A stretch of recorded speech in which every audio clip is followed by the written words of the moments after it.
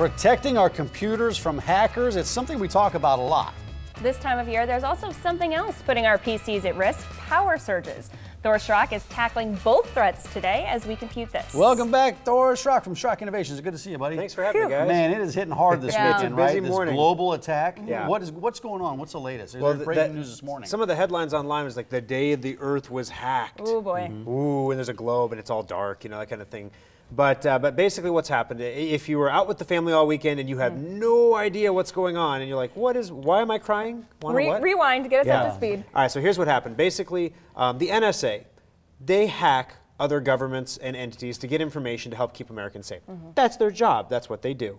Now, they're good at their job. And they found a vulnerability in Windows that allowed them to pretty much take control of any computer they wanted. And they were, don't tell. And so they didn't say anything to Microsoft about it. Well, then you might recall last month there was a big release of NSA hacking tools. We covered it here on the show. The shadow brokers released all these NSA spying tools that were leaked from the NSA. One of them was the vulnerability that is now being exploited by WannaCry.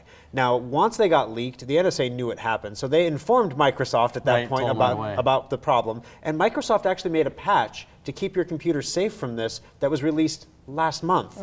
The problem is, have you ever sat down in front of your computer and you're working on something and it pops up, important updates are available for your computer, please restart, and you're like, later. Right, because you're busy. You're using it, right? It never pops up when you're not there. And so you click later, and then eventually, you know, a month later it reboots. Well, a lot of people haven't rebooted their computers yet. Worse yet, you would be absolutely shocked how many systems worldwide are being run on systems like Windows XP. The entire banking system in China, all their ATMs run on Windows XP.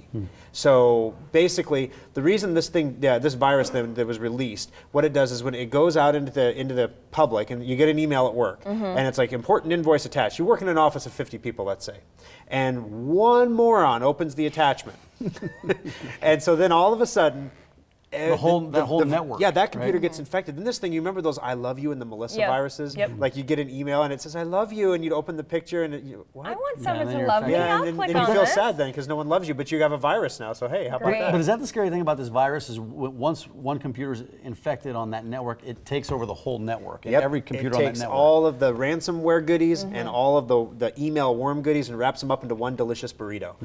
So basically, once you get this on one computer in an enterprise, it spreads from computer to computer to server to backup, and it encrypts everything. And then what you get is a pop-up on your screen saying you got to pay $300 in Bitcoin, which we all have in the couch cushion somewhere. $300 in Bitcoin to get your data back. And so you don't have Bitcoin, you have to go buy, by the time you buy $300 in Bitcoin, you're going to spend closer to $600 because of the way you have to buy it.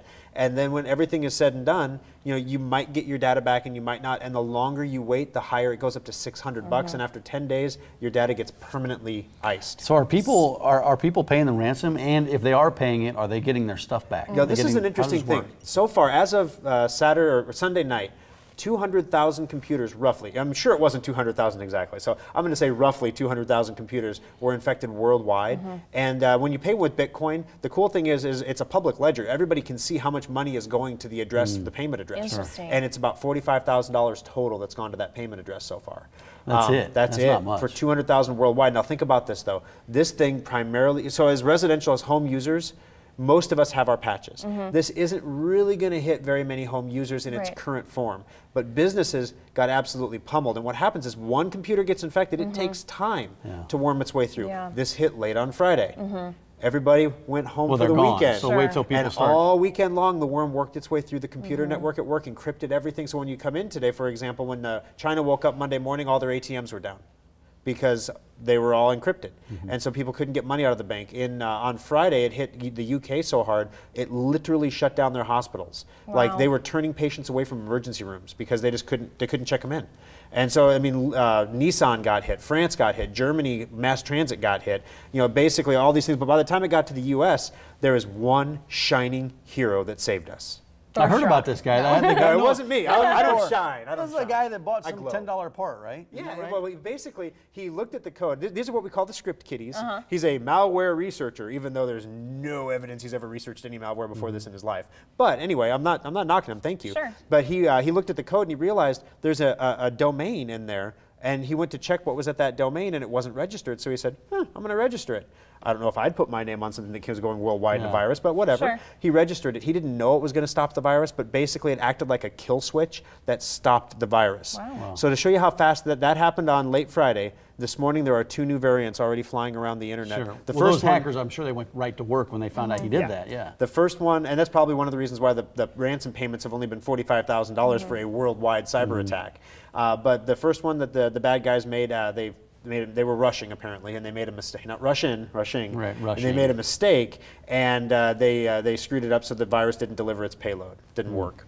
And the second one though does work, and it's starting to spread now. Russia, China got disproportionately hit by this, primarily because a lot of institutions in Russia and China run pirated operating systems, old pirated operating systems that they don't patch.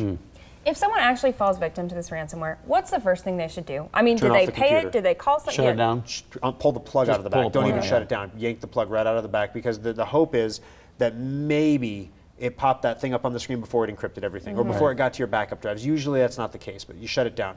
That's the first thing. The second thing is if you want to pay the ransom, it's $300 in Bitcoin. You have to have some place to go to get Bitcoin. So this weekend on our Facebook page, I posted a video. I'm like, this is what a Bitcoin farm looks like. Yeah, that was interesting. And this is why we have all these. If you call the Papillion Service Center in the background, you hear that. Those are the Bitcoin miners going in the background.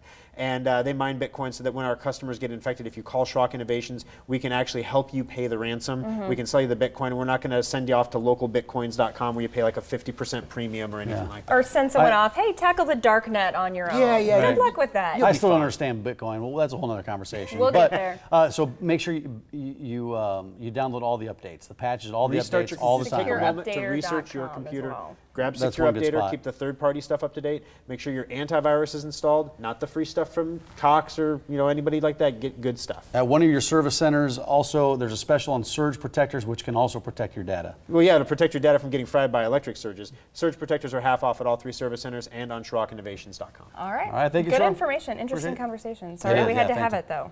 Yeah. Yeah, well, it's pretty nasty. it's the new normal. Yeah. This is what it's going to be. Today's the last day for